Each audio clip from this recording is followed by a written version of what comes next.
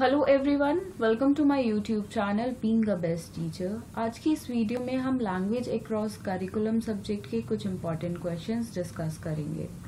देखिए, जितने क्वेश्चंस मैं आपको इस वीडियो में बताऊंगी वो प्रीवियस ईयर में अगर आप उठा के देखेंगे तो यही क्वेश्चंस रिपीट होते हैं। इसके अलावा और कोई क्वेश्चंस नहीं आते हैं। तो इतने आप क्वेश्चंस कर लेते हैं तो आपका सिलेबस ओवरऑल कंप्लीट हो जाता है एग्जाम के पर्सपेक्टिव से। First is describe the meaning, need, benefits and aims of language across the curriculum। तो पहला क्वेश्चन जिसमें आपको LAC लैंग्वेज अक्रॉस करिकुलम की मीनिंग डिफाइन करना है, and then need, then benefits, then aims. ये चार चीजें आपको इसके अंदर करनी है LAC टॉपिक के अंदर। देखिए, जरूरी नहीं है ये सभी पूछा जाए आपसे।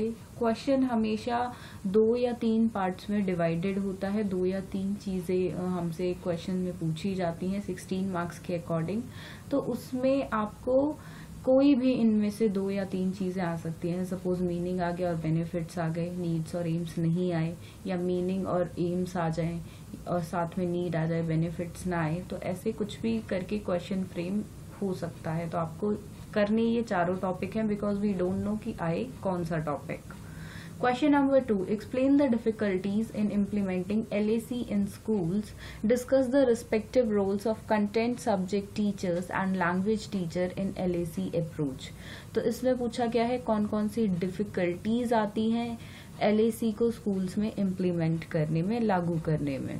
सेकेंड पार्ट है discuss the respective roles of content subject teachers and language teachers in LAC approach. तो एक सब्जेक्ट टीचर की या लैंग्वेज टीचर की क्या भूमिका होती है LAC अप्रोच के रिस्पेक्ट में, वो आपको लिखनी है। Then next is define language, direct question first part, and what is the importance of language? What are the functions of language in classroom learning? Very easy question also. Importance क्या है language की, second part है ये। And third part में पूछा गया है आपको फंक्शंस बताने हैं एक लैंग्वेज के क्लासरूम लर्निंग में क्या होते हैं। Question number 4, explain the principles of language teaching and learning, how it is useful, how is the process of language acquisition enhanced by the knowledge of these principles। तो first part है, उसमें आपको explain करने हैं principles language teaching and learning के। Second part में पूछा गया है कि कैसे जो प्रोसेस है लैंग्वेज एक्विजिशन का वो इन्हांस कर सकता है नॉलेज के प्रिंसिपल्स पे। तो वो आपको बताना है एक्सप्लेन करके प्रॉपरली यहाँ पे। Then question number 5, what do you mean by multilingualism? Describe multilingualism as resource and a strategy. Also explain the advantages and disadvantages of multilingualism. तो पहले आपको डिफाइन करना है, मीनिंग बताना है प्रॉपरली मल्टीलिंगुअलिज्म का, then resources, then strategy, then advantages and disadvantages. देखिए, जरूरी नहीं है कंप्लीट क्वेश्चन आए, इसका कुछ पार्ट आ सकता है क्योंकि ओवरऑल क्वेश्चन बहुत बड़ा बैठ रहा है। तो 16 मार्क्स के अकॉर्डिंग थोड़ा छोटा ही क्वेश्चन इससे आएगा। आगे देख लेते हैं। Question number 6, what is the relationship of language with society. एक लैंग्वेज की क्या रिलेशनशिप है सोसाइटी के साथ, उसके संदर्भ में। How do the demands of society change the content of language teaching. तो ये खुद से भी लिख सकते हैं आप ये क्वेश्चन बिल्कुल, कि कैसे जो डिमांड है सोसाइटी की वो कैसे लैंग्वेज टीचिंग में चेंज मांगती है या चेंज करती है उसको।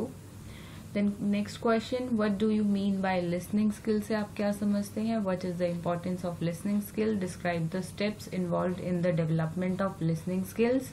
Describe the role of teacher in developing listening skill of students.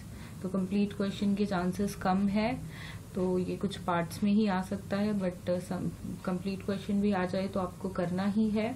तो कुछ भी स्किप नहीं करना है। लिसनिंग स्किल के बारे में आपको ये कंप्लीट टॉपिक करना है, एंड इजी भी है ये लिसनिंग स्किल, रीडिंग स्किल, ये जितने भी स्पीकिंग स्किल्स के चैप्टर्स हैं आपके, ये बहुत इजी हैं। अगर आप थोड़ा सा पढ़ते हैं तो अपने आप इसको फ्रेम आउट कर सकते हैं एग्जाम में। Question number 8. What do you mean by reading skill? What is the importance of reading skill? Describe the role of teacher in developing reading skill of students. तो reading skill से आप क्या समझते हैं, क्यों reading skill आवश्यक है, ज़रूरी है? और आखिरी में थर्ड पार्ट में पूछा गया है कि टीचर का क्या रोल है कि वो डेवलप कर सके रीडिंग स्किल को बच्चों के अंदर.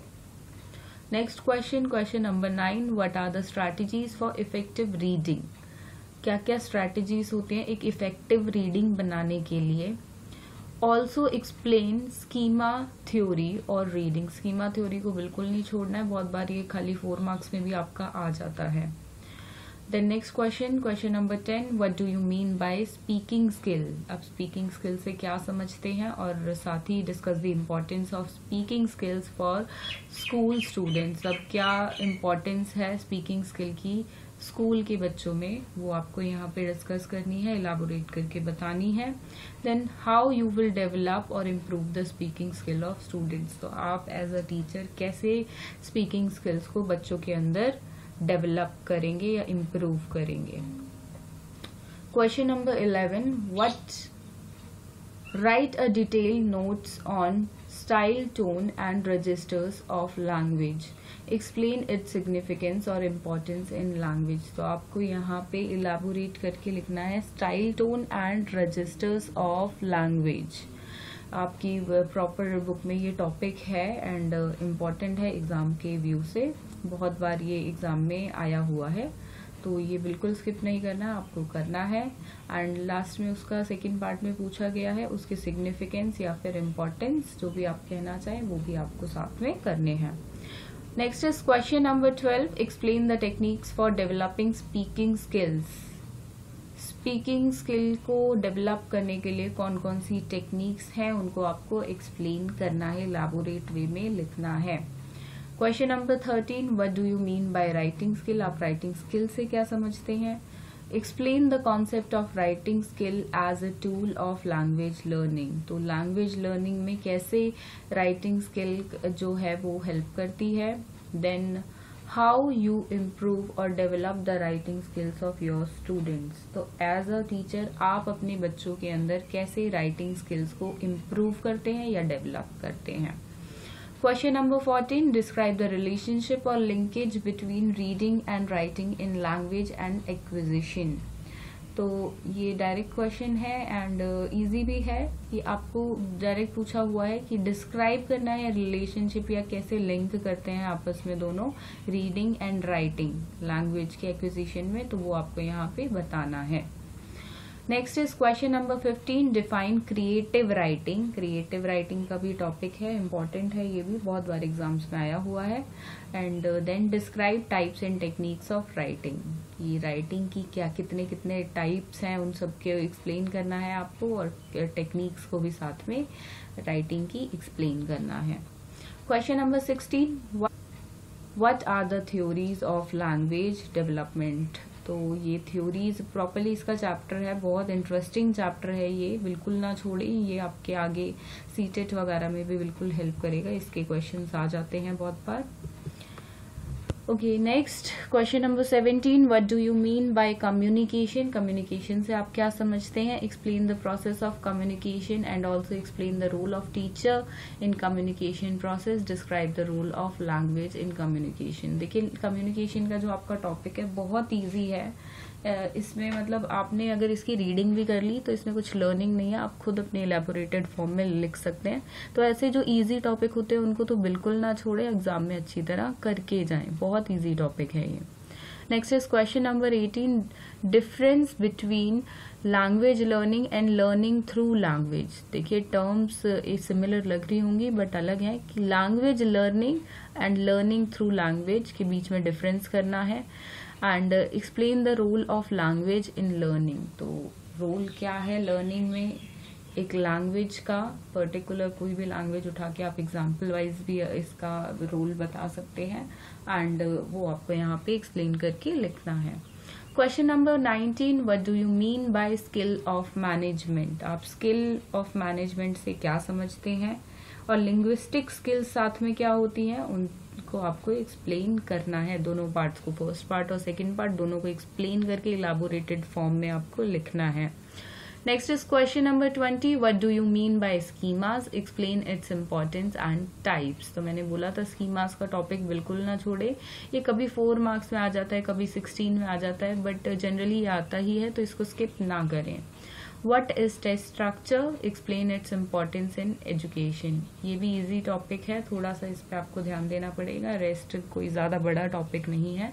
ये भी आप बहुत बार प्रीवियस ईयर्स में आया हुआ है क्वेश्चन, तो बिल्कुल स्किप नहीं करना है आपको। क्वेश्चन नंबर 22, अब देखिए शॉर्ट नोट्स में क्या क्या क्वेश्चन आ जाते हैं वो एक बार देख लेते हैं। ये सिर्फ आपके शॉर्ट नोट्स में ही आते हैं। देखिए 16 मार्क्स के लॉन्ग क्वेश्चंस जो है वो 4 मार्क्स में आ सकते हैं, उसका कोई पार्ट, कुछ क्वेश्चंस, पूरा क्वेश्चन तो बिल्कुल नहीं आएगा, कुछ पार्ट उसका पूछ लिया जाएगा। जैसे आ जाए कि right a short note on communication, जो क्वेश्चन नंबर 17 है, तो वो लॉन्ग क्वेश्चन की फॉर्म में है, बट 4 मार्क्स के अकॉर्डिंग भी बन सकता है उसका एक पार्ट। बट जो शॉर्ट नोट के क्वेश्चन है वो शॉर्ट नोट में ही आएंगे, वो आपके 16 मार्क्स में लॉन्ग क्वेश्चन में बिल्कुल नहीं आएंगे। First question of short note is functions of teaching and learning language।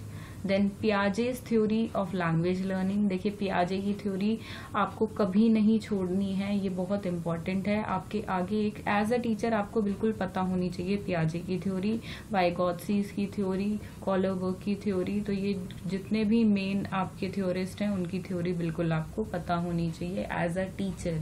या आगे भी आप किसी स्कूल में इंटरव्यू देने जाते हैं तो पूछ ली जाती है, कोई आप रिटन एग्जाम केवी का, सीटेट या DSSB के, गवर्नमेंट जॉब के जितने भी अटेंड करते हैं तो उनमें पियाजे के क्वेश्चंस, इन जो भी मेजर थ्योरिस्ट हैं उनके क्वेश्चन बिल्कुल आते हैं, तो बिल्कुल स्किप नहीं करना है।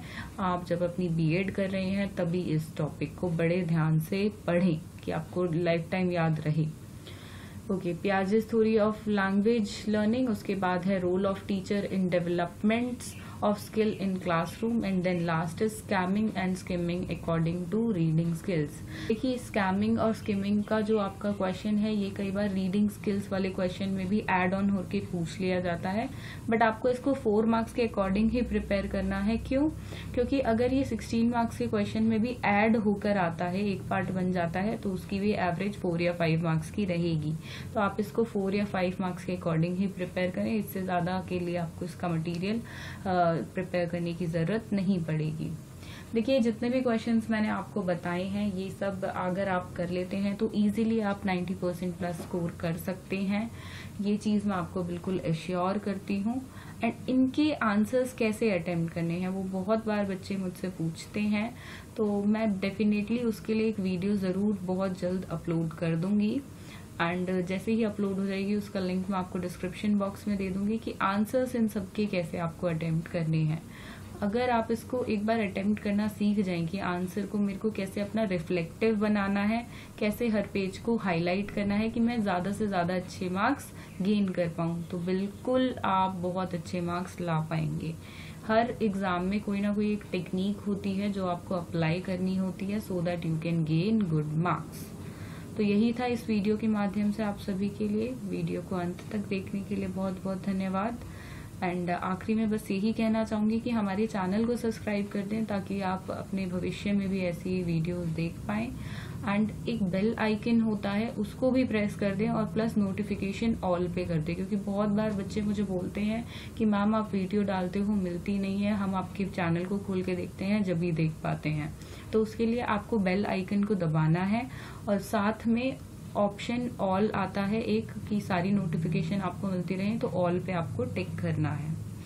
Thank you for watching this video and do subscribe to our channel. Thank you.